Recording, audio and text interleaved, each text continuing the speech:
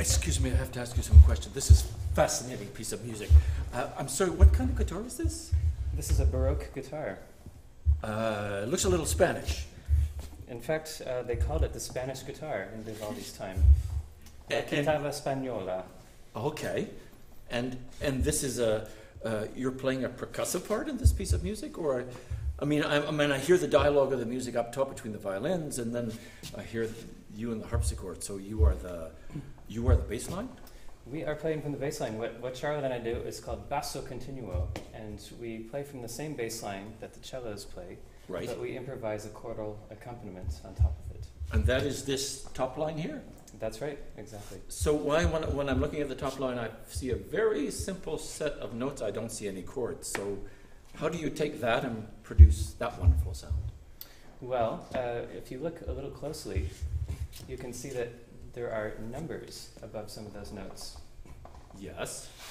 Those numbers are called figures, and people who play basso continuo are schooled in the art of figured bass. And what figured bass means Exactly. is that you know which intervals to play above the bass line by looking at the figures that are above the notes on that page. So you are improvising, or you directed improvisation? It's direct. That's a very good way of putting it, Robert. Directed improvisation. Okay. That's right. So the composer gives you a harmonic framework upon which you construct your own accompaniment. And then I just heard it twice, and that means you played it differently both times? That's I mean, right. what's the extent of the improvisation? Because this is the kind of a jazz element to this, is that right? That's exactly right. It's a little bit like in jazz. A composer will just write out a lead sheet, and he'll just give you sort of chord symbols like C minor 7, G7, D flat 7, sharp 11, something like that. And depending on who shows up that night, whether it's a pianist or a guitar player or someone playing the Hammond organ or the vibraphone, for the composer to write out every note that that player should play would be incredibly tedious. And even if that player were to play exactly what the composer wrote, it would probably sound a little stiff. Right. So what the composer does is gives you the harmonic structure and allows the player to figure out how best to realize it on his or her instrument using the resources available. Is there a simplistic way of playing a simple version of that and then playing a more complex improvised version now? Sure, I can do that. Try that? If I were to play chords using only the rhythms of the actual written bass line, it would sound something like this.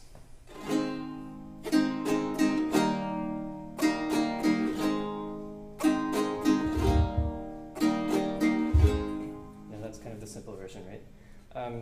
Strumming patterns in the Baroque times were a little more complex than that. In this kind of a triple meter, the basic strumming pattern on the guitar was usually down, down, up. And you have two downs the way they held their hands. So you have one down with the fingers and then one with the thumb. And putting the thumb back, it's an up. So down, down, up.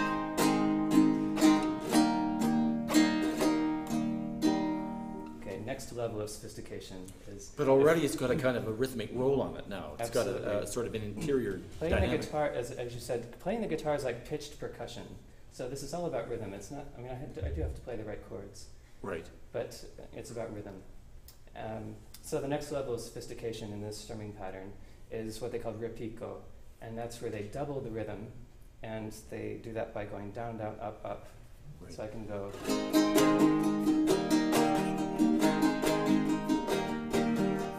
And I can put that little sort of group of 4 either on beats 1 and 2 or on 2 and 3. So Right. if I put it on 1 and 2, it sounds like. If I put it on 2 and 3, it sounds like. Okay, and then one last thing, which is if I take that basic down, down, up, and I just double that, then I get a jazzy syncopated kind of effect like this.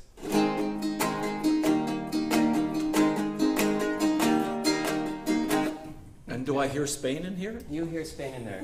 I do. I hear a roll from another place. I Does don't. this piece sound a little bit like a piece of salsa music to you? Good. Yeah. No. Exactly. Okay, Yeah. let's say that salsa music and this piece by Vivaldi were both influenced by 17th century Spanish music, each in their own way. Right. Right. And Charlotte, it's similar to you. You improvise here on the harpsichord. Yep. Is it possible to, like Lucas did, to give the simple version and then show me how the improvisation enters? It's sort of the same thing if you give this to someone who's just learning to play continuo. It's all accurate, that's correct, but very dull. And so you're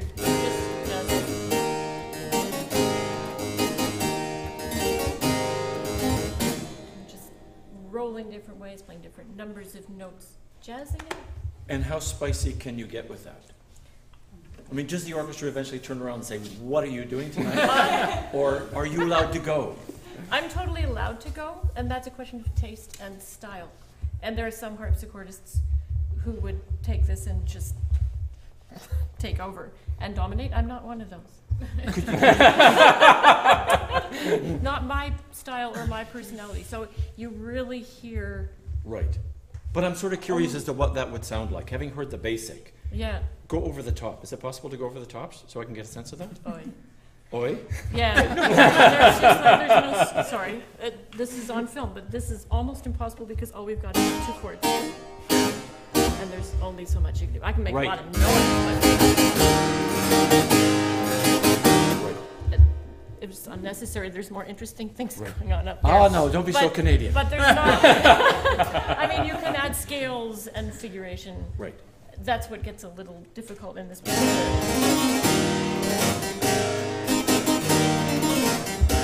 Stuff like that. Can you and Lucas put those two things together and I can... Yes, we can have fun playing together and playing off each other. So he'll play a riff that will affect the way that I then play. Right. And it's like we often compare ourselves. When you have a comedy duo, there's the straight one Okay. and the funny one. Who's the straight And- person? Well, you can flop back and forth. You can take turns, sort of going back and forth, and you don't verbalize it. You just do it. And you feel that within a performance? Yeah. Wow. Okay. Okay. Can you guys put it together? Is that possible?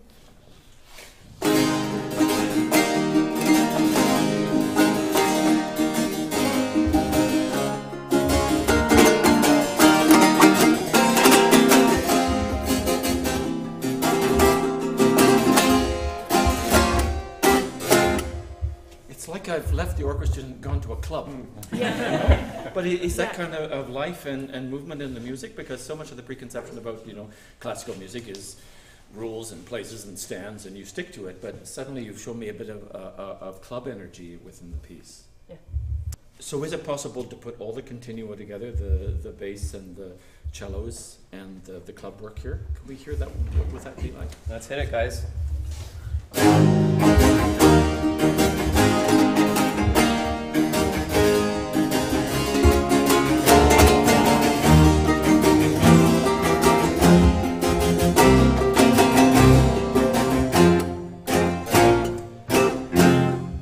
Fantastic.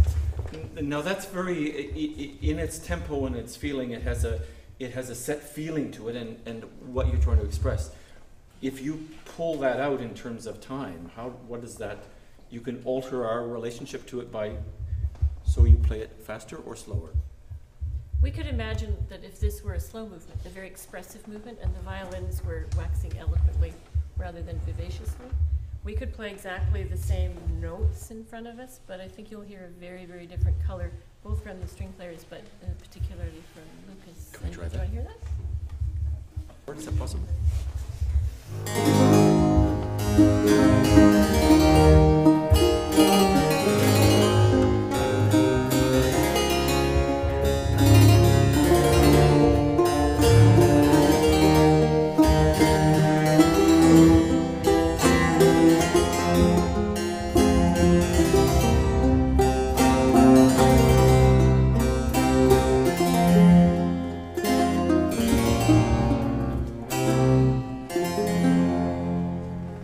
that has almost an eloquent quality to it. Can we talk about the top voices, the two violins? Because I saw two, I don't want to call them the fighters or the conversationalists, but they were certainly going at it. Devoted. I'm curious about the dueling matadors or the troubadours.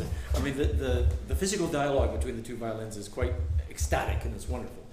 I actually hear the lineage of the fiddlers, and I mean this in no disrespectful way, the fiddlers in the dance in the barn down outside the town, and you almost hear that tradition pulled up here in a higher form. So how do you describe your competition, as it were, or conversation? How would you describe it? Well, that's actually a very good choice of word, because a concerto, which is what this piece is called, and almost everything, or a lot of what we play are called concertos, actually comes from an Italian word that means competition, or sort of some kind of spirited debate. And so much Baroque music is actually conceived that way. So the two violins are having a debate? Yes, essentially. Okay.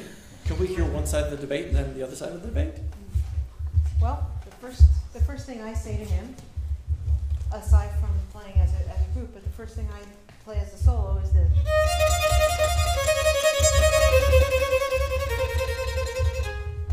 And then he comes in, after he hears a little bit of that, and he comes in imitating it. And together, that sounds like this.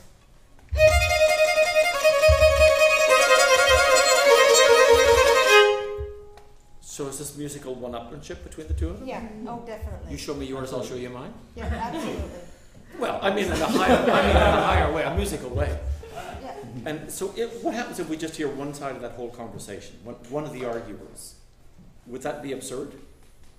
There'd be I some guess it would holes be a in the bit, music, it would be wouldn't there? holes. Yeah, they're very short arguments. We interrupt each other a lot in this particular debate. And so when you play it, do you actually have triggers as to emotional triggers? Like, well, I know the note the composer tells me to come in here, but musically, as you're playing off Gene, do you go, I'm coming in there because I feel this? Or is it just, this is where I enter? I'm saying, how personal do you make the conversation competition? Well, I think, yeah. The timing is pretty well dictated to us by the composer, but the spirit of how we come in at that moment can be very much our own choice. How loud or vehement it is, or softly or subversive. And how much do you play off each other? I mean, how much is the gleam in your eye one night leading to that particular phrasing, how much does it spark off you? Or are you straight machines the whole way through? Oh, no. Oh, no. No. Oh, no, definitely we trigger each other in that way. But as Chris says, it's dictated pretty much when you play, but there are many playful ways that we can sort of tease each other. There's a lot of teasing in this, and as well, in arguing, but teasing, and it's obviously playful music. We're not seriously debating the future of the world and Armageddon. This is about some lighter kind of dialogue. Can we just hear the dialogue one more time? Is that possible? Mm-hmm. Should we play that spot, or Yeah. can I keep going maybe?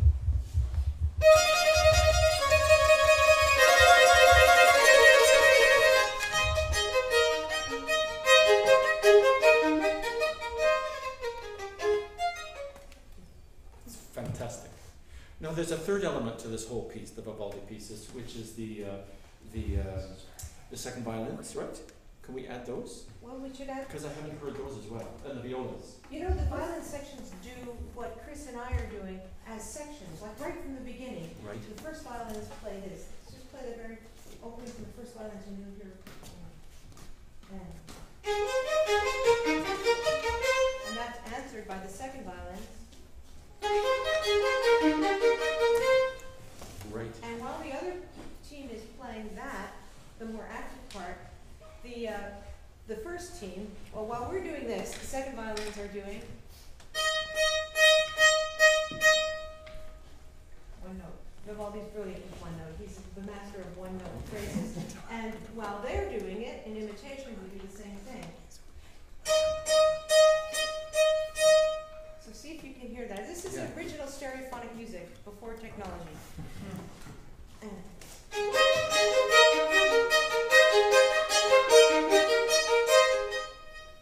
And that goes throughout the piece. So we have that dialogue between sections, and then we have it sometimes between the Right. soloists. And with the soloists, it's faster notes, usually a little more virtuosic, and a little more interrupting, and a little more, because you do have room to be a little more propository in your attitude. That's the idea. So in those lead voices, you do not improvise, but in the way you play, it is freer to move around every night.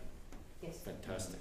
And the only section you really haven't heard from yet is the viola section, and there are two of us. Yeah. And the fun thing about playing the viola is we get to do different jobs all the time. We're changing hats constantly.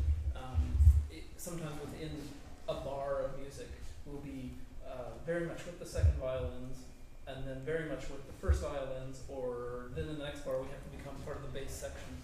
In this particular piece, we're the junior varsity bass section. I mean, we are rhythmically very much in that camp, and sort of, I don't know, maybe we're the left hand of the drummer, something like that. We are very much part of the bass section for this particular movement. Sometimes we're the bass line ourselves. So it just depends on the piece, and that's one of the skills that viola players develop is figuring out what you're doing at each moment. Am I with the basses? Am I with the violins? Am I the bass line by myself? Is this part important, or do I have nothing better to do than keep this music moving and free?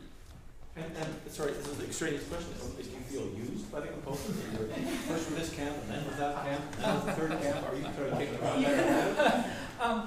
Let's put it this way. Some composers are much more gifted in part writing than others. And for example, there are some parts, viola parts from Bach, that are as delicious as any melodic or bass part. The same thing with Schubert. And then there's Handel, for whom, honestly, frequently, if it's four parts being written, the bass line and the top line are written first, and then the second violin, and then pretty much all the good notes and all the nice lines are taken, and we literally play a note that fills this chord, a note that fills that chord, a note that fills another chord. And then there's a little part, these 3/8 notes go exactly with the bass line, and then there's another note that fills in this thing, and another note that fills in another chord. So that I can use, I don't know, but I feel utilitarian if not used. So could we hear the violas and then put the violas together with the first and second violins? Is that Well, possible? put us with the bass section. Maybe that's then you'll hear us in that.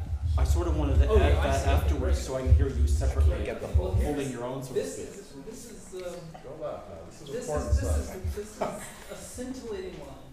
Here we go.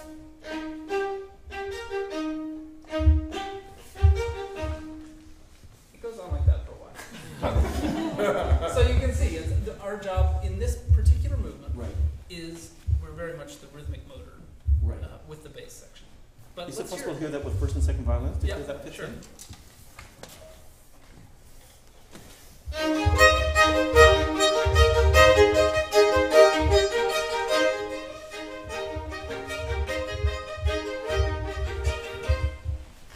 Fantastic. We didn't talk about the cellos. Well, the cellos are playing the same thing as Charlotte We're in and bass Lucas. line. They're the bass Oh, line. you're in the bass line. Along with the double bass. Right. Do you want to hear the bass line with the viola? Yes. This is our rhythmic support. The rhythmic And then you support. get the arguing, dueling violins And on then we top get of the- that. Yeah.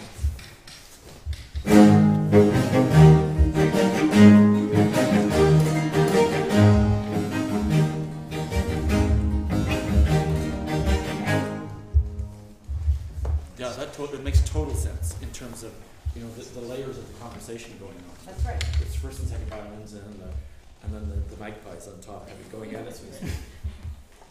For my indulgence. Why don't we show him what it's like when we put it all together? Let's do it.